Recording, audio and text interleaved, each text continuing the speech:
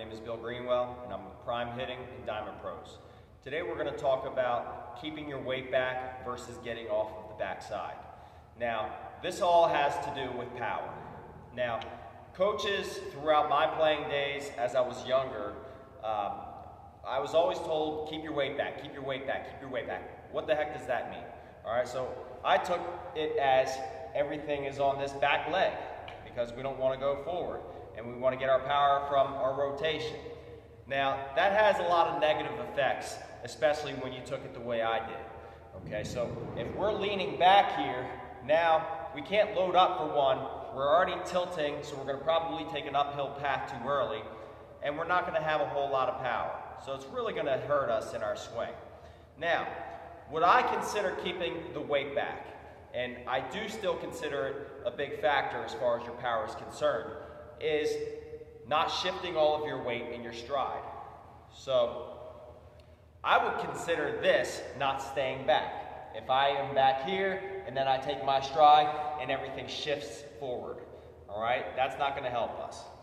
I would consider this staying back, where we load up, now we take our stride, and now we have about 60% of our weight on our backside and about 40% on this front side. Now, again, we've talked about that front heel has to stay up, all right? Because when we land with that front heel, that pushes our weight forward, all right? And again, this is where we're really going to get a lot of power going from. As soon as that heel comes down, we're pushing off the backside, all right?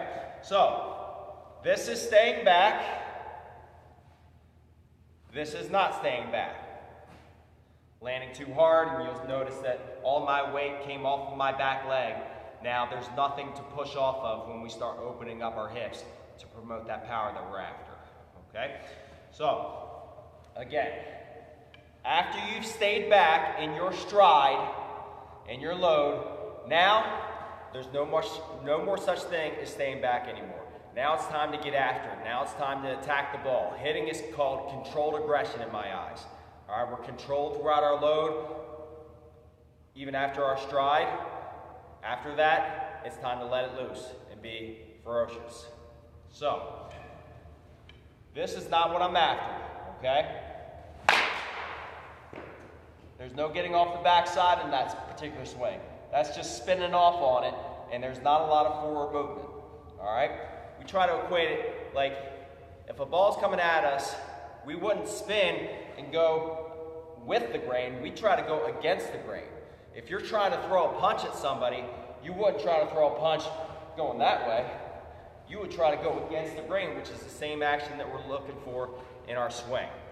So, again, once we've stayed back in our stride, now it's time to push and open up our hips. So this is staying back, but also getting off of our backside. We're back here. Now we're pushing as we open up. That's really what's going to allow us to use this backside. We're going to open up our hips. We're not just going to spin off on this back leg. We're going to push off, and we're going to open up our hips, and that heel has got to be off of the ground. If it's back here, there's no way that you could have gotten off of your backside to promote that power. So again, we really want to focus on staying back in your stride, and then, again, no more such thing as staying back from there on out. If you have any questions, leave them in the comment section below. And as always, see you at the yard.